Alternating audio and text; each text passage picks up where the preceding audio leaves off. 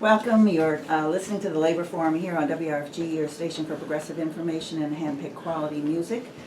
We are on 89.3 FM here, but we are also online. We are also on your mobile app, and you also can watch us on the Labor Forum YouTube channel. If you are looking right this moment, you see Jeff Halper seated between Paul and I.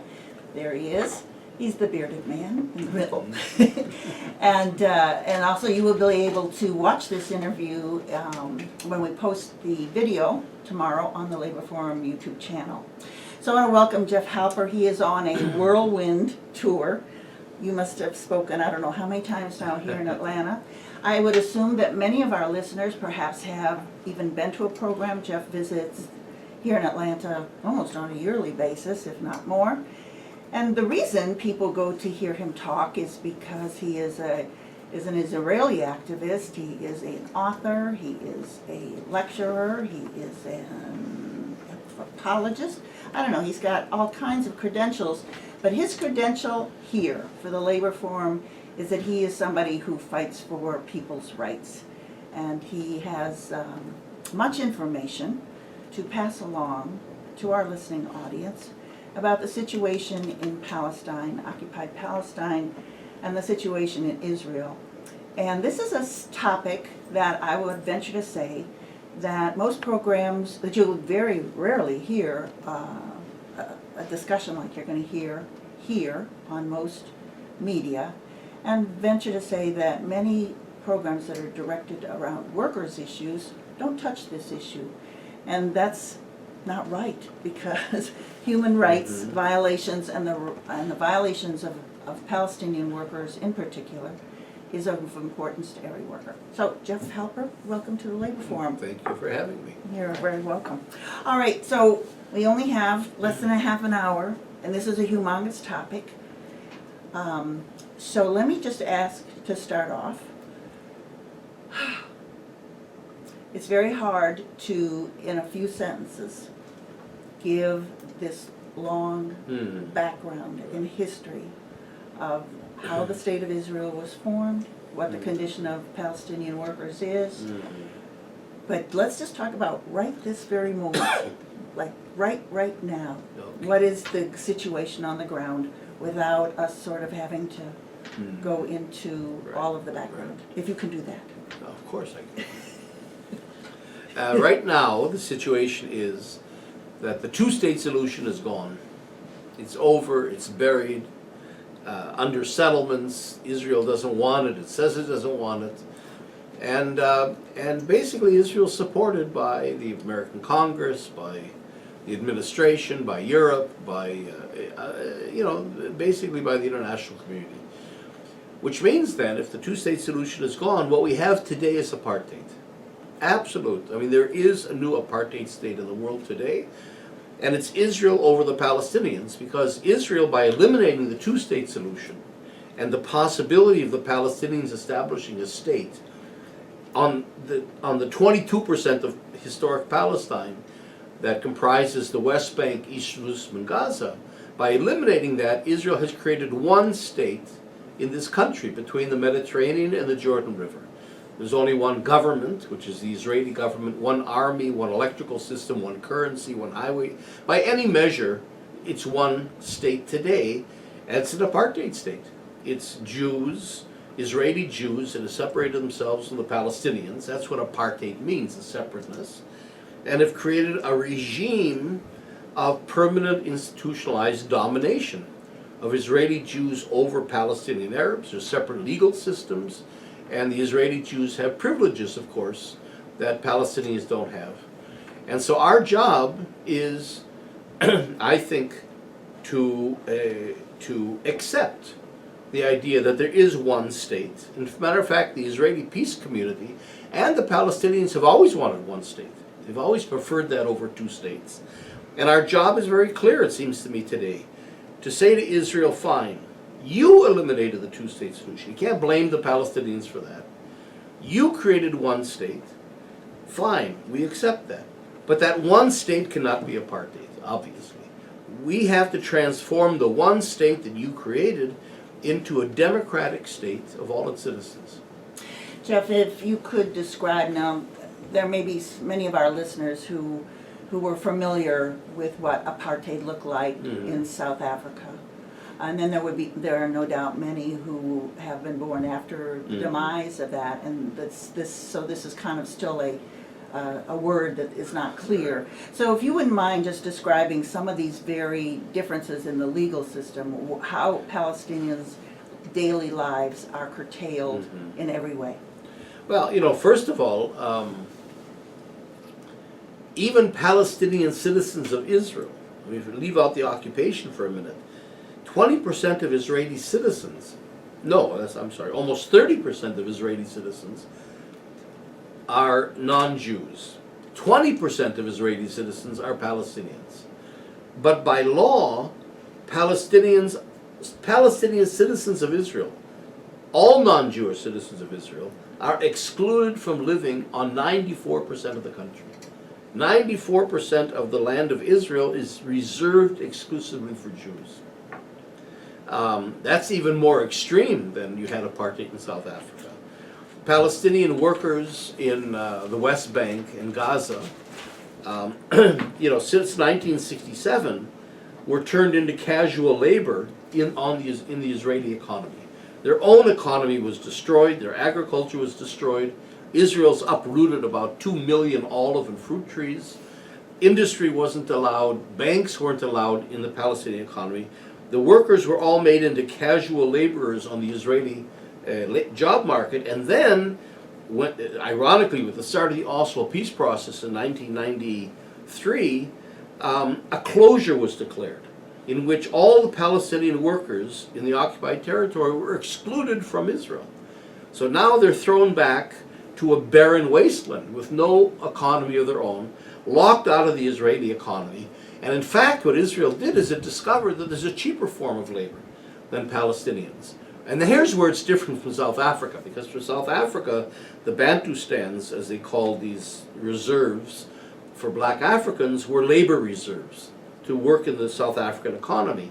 Here, Israel doesn't need Palestinians, because it discovered that bringing in workers from abroad, China, Thailand, the Philippines, Romania, West Africa, is much, much cheaper than bringing the Palestinians from next door.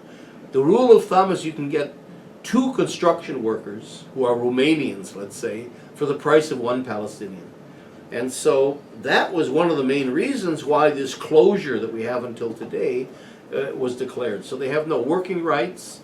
They're not protected, certainly, by the Histadrut, which is the General Labor Confederation of Israel.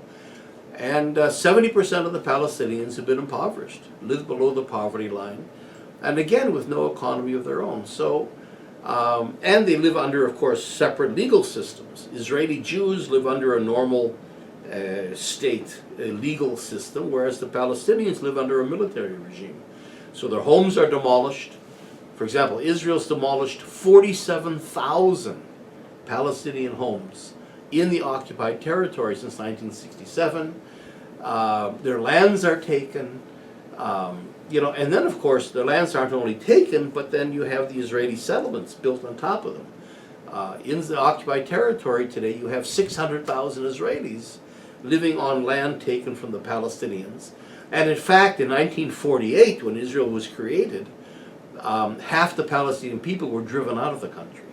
So actually, apartheid activists like Bishop Tutu and Ronnie Kasriels and others say that actually what we have in Israel is an apartheid worse than that of South Africa, in the sense that the scale of violence is worse. I mean, the South African Air Force never attacked Soweto, and the degree of separation is worse.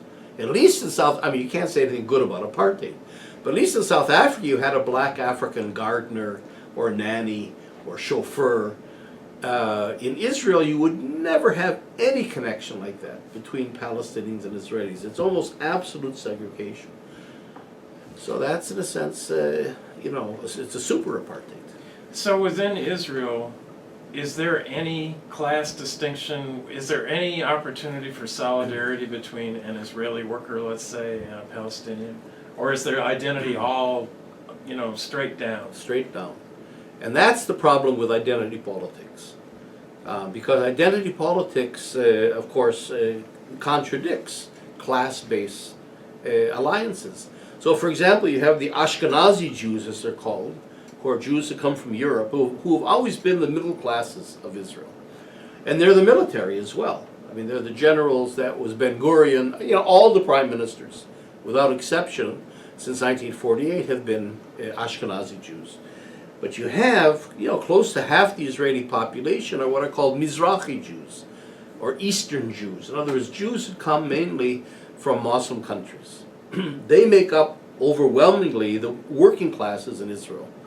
And they're really Arab Jews. I mean, they've been for thousands of years in Arab countries, whether it's North Africa, or Iraq, or Syria, or Turkey, or Yemen. In other words, their music, their language, everything is Arab. But they've created their own cut-out Mizrahi identity, which says we're not Ashkenazi, and we don't want to be Ashkenazi. I mean, the Ashkenazim are oppressing us. But on the other hand, we don't want to be Arabs. And we hate Arabs, actually.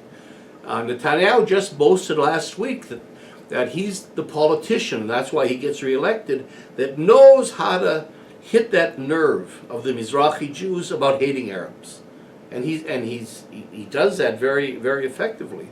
So they've created a kind of an artificial Mizrahi identity, which is, on the one hand, it's not really working class. They don't really use a class analysis much.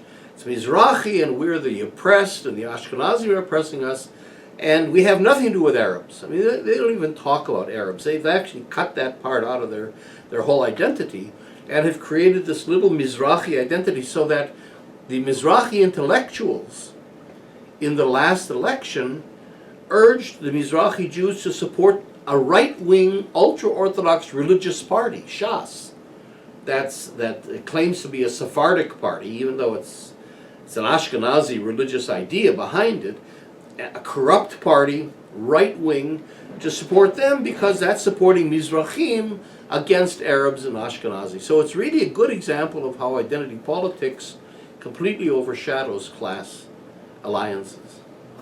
So I want to ask a question, because we've had discussions on this radio station, on this program, with the bus drivers in Boston who were employed by Veolia, and they formed an alliance with Palestinian supporters of the BDS movement, and my understanding is eventually forced Veolia, which was running a Jewish-only bus line. That's right. Do you have any more information about that?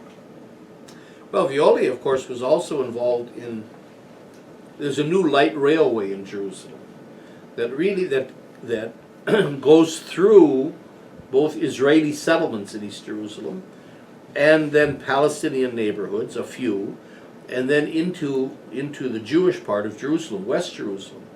So it's illegal in the point of view that it's built in occupied territory, but the whole idea is to help unite Jerusalem, so-called, as an Israeli city. So we've had a BDS campaign, boycotts, divestment, sanctions, our campaign of economic pressures on Israel, on Veolia, to force Veolia out of that project, which we've done to a certain degree. But Veolia also runs separate bus lines for Israelis in the West Bank. Now, I think with all the pressures, I think we actually won that. We reported that you did. Okay, and Veolia has declared that it's pulling out of, it's pulling out of Israel. Now one of the targets is G4S, which is the security agency. It's very strong in this country, in prisons, for example, that's employed to guard Palestinian prisoners in Israeli prisons, and also works in the occupied territory. So the BDS campaign is trying to focus on companies that profit from the occupation, or that actually support the occupation in their activities. So this question of checkpoints and the wall, many people have probably seen some pictures of this wall, which is, I don't know how many feet high, but it's 26 feet high. It's really... And the Berlin Wall was only 12 feet high. So it's more than twice as high as the Berlin Wall, and it's 7 times longer than the Berlin Wall was. And they've also may have seen these pictures of what really looks sort of like cattle chutes, where Palestinians kind of entered this, I don't know, long Yeah. passageway. A in cattle order- chute is a good word for it. It's a Yeah. checkpoint or a terminal, yes. And this is where GS4 comes into play? Are they involved in the checkpoints too? They're involved in the checkpoints. Could you describe that's a little bit more how a checkpoint works? Well, checkpoint, it sounds very simple. When we think of a checkpoint, we think of a place as, they have to worry about security, so they check your documents. Well, in Israel, checkpoints are also used, and this is a point I make in my new book. I have a new book called War Against the People, in which I claim that Israel's exporting the occupation. And, Israel, for example, is the world's leader in airport security. Israel works with the Atlanta Police Department in urban security here. In other words, you're also on the receiving end of the Israeli occupation. And the way it gets all these technologies and develops them is at these checkpoints. You've got 600 checkpoints. So you have millions of Palestinians pass through, and you experiment. Palestinians need not just documents, so you experiment with coded documents, but also there's magnetic cards. There are chips that you put into, Palestinians, supposedly to let them move easier. There's biometrics, reading the eyes, which is something that Israel certainly employs in airports. All kinds of digital recognition, facial recognition, movement recognition that then goes into urban surveillance systems. This is a laboratory. It's a laboratory. The West Bank is a laboratory. And the checkpoints, of course, are a key point because you've got these Palestinians. So they have a million different kinds of mechanisms that the Palestinians have to use in order to get through. And the commercial security companies, because a lot of the checkpoints have actually been privatized. So these commercial companies like Nice Systems or Verint Systems, that huge companies that export their surveillance systems all over the world, really develop their technologies on the Palestinians, at these checkpoints and, other parts of the occupation. So if you wouldn't mind, again, I really want our listeners to get an idea what it means like to be somebody who just wants to go around the other side of the wall. They can be a farmer whose groves are on the other side. They can be a child whose school is on the other side. They can be somebody whose family. That's right. Okay, so how long does it take and what happens? Well, first of all, if you're on the Palestinian side of the wall, inside the West Bank, you can't go through unless you have a permit. And that's where you get all this checkpoints and all. Although very few Palestinians today get permits. That's part of the closure I mentioned, in which they closed off Palestinian workers in order to employ this cheaper foreign labor. So actually most of the so it's a wall. The idea is you don't pass. So most of the checkpoints I'm talking about are actually inside the cage, the cell that Israel's created in the West Bank. Moving from one Palestinian place to another Palestinian place. That's where you get checked. Very few, it used to be about 120,000 Palestinians would come into Israel every day to work. Now it's something like maybe 18,000. Very few, and you have special permits. So there you have to go through the checkpoints that are in every let's say, 20 or 30 miles of the wall. Now, if you're living in East Jerusalem or in Israel, you can go to the other side of the wall. You see, so what happens, of course, is the wall is built in a way that Israelis can't see it. Because, we don't want a wall in ourselves. So to give ourselves the idea of wide open spaces, you build a wall through Palestinian communities. So the wall really separates Palestinians from Palestinians, not Palestinians from Israelis. So the whole security thing is fake. But then, of course, that means it goes through Palestinian neighborhoods, and that's where it cuts off grandchildren from grandparents, kids from their schools, patients from doctors, and so on. And then it goes through farmland. So that it's true, Palestinians live on one side, and their fields are on the other side. Well, sometimes they have to travel 20 miles to get to their fields. And then there's all kinds of restrictions. For example, if I own a field of, let's say I own olive trees. If I own the olive trees, I get a permit to go across the wall to cultivate them. I can't bring my son to help me, or my cousins, or my family, because it's harvesting olives. It's big, it's a big job. You always have families that go out together to harvest. Well, I can't bring my family because the Israeli army only allows me. So now I'm a farmer that has a farm, and only I. So obviously, I can't tend the farms, and the farms are dying. And as the farms die, then Israel begins to take the land because it's not being cultivated. Or, for example, the gates are open from 6 to 6:30 in the morning and 6 to 6:30 at night. That's it. So if I'm late, I don't get into my fields. If I can't go home for lunch, I'm trapped in the fields. And the gates are closed on Jewish holidays, on Saturdays, the Shabbat is closed. So, in fact, my access even to my own land is extremely limited. Not to mention that, it goes layer on layer on layer. Israel controls all the water. So, there's 2.5 million Palestinians in the West Bank and about 300,000 Israelis. But the 300,000 Israelis get 85% of the water in the West Bank from aquifers, and Israel controls 100% of the waters, so that the 2.5 million Palestinians, including farmers, get 15% of their water. So you have whole, like down by Hebron, a whole kind of a breadbasket. This is where olives are grown, and produce, and vegetables, and is all drying up because Palestinians simply don't have the water to irrigate. I've seen the pictures of some of the Israeli settlements, and they have swimming pools and Exactly. green lawns That's right. and villas.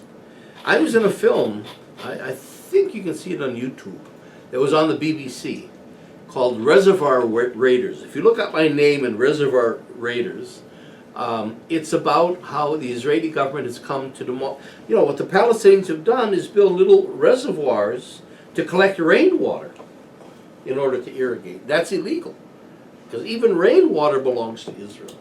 And so they come to demolish the reservoirs, and we get there and to resist that. And you have actually the spokesman for the Israeli army in the West Bank in that film saying, with his back to a swimming pool in a West Bank settlement, saying we have to destroy this because they want to raise tomatoes, and tomatoes take too much water. I have a question. When you talk about cage, and Diane spoke earlier in the program about a strike in what year was that? 1941. Against the Nazi occupation in the Netherlands. Netherlands. Yeah. So when I think of cage, I think of Warsaw Ghetto, and when I think about Warsaw Ghetto, I think about the Holocaust, and I think, how do people who have that in their history and have that in their experience That's right. turn around and do it to somebody else? Yeah. That's a question I'm asked a lot. In fact, by the way, I just want to mention there was a very famous tax strike of Palestinians in Beit Sahur in 1987, at the beginning of the first Intifada, that were trying to say we're not going to pay taxes that support our own imprisonment and occupation. And whoa, the Israeli government until today that community has never recovered. So you can look that up also on the internet, Beit Sahur tax revolt, and you'll get it. I think the answer is that, and it's very cynical, is that we cast ourselves as victims. To be a victim is a very powerful thing, if you think about it, because a victim cannot be held accountable for anything. So if I can be the 4th largest nuclear power in the world, and I'm an occupying power that 50 years has occupied Palestinian lands, and I'm displacing people, and I have all that power over them, but I cast myself as the victim. They're the perpetrators. My victims are the perpetrators, and powerful me is the victim because I'm Jewish. And nobody has to, then I invoke the Holocaust all the time, so Jews are like the ultimate victims.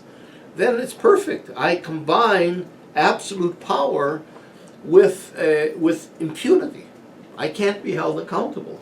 So Israel is very, very insistent on keeping that victim image. So the greatest threat to Israel is when it's accused of war crimes and brought before international courts, like the International Court of Justice in the early 2000s that declared the wall illegal in international law.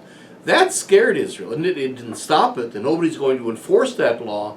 But if Israel can be cast as a major violator of human rights, that really damages in some ways this victim idea, and that is threatening. So they hang on to the Holocaust as a resource, as a weapon for oppressing Palestinians. Wow, our half hour has flown by, Jeff. Okay. I want to make sure that everybody who's out there who wants to hear more from you knows that there's a program tonight. Do you have the details, or should we give them? You give them. Okay. You're the I think the locals. program starts at 7:30, and it's at Oakhurst Baptist Church, Indicator, and the address is 222 East Lake Drive. And I believe it's in the basement or lower level fellowship hall. And Jeff will be speaking there, and he's also going to talk about his new book. Right.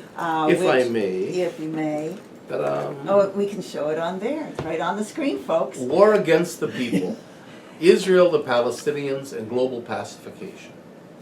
Which clearly is a subject, again, that we have talked about here on the Labor Forum, the whole idea of the privatization and the development of technology and militarization of the police, et cetera, et cetera.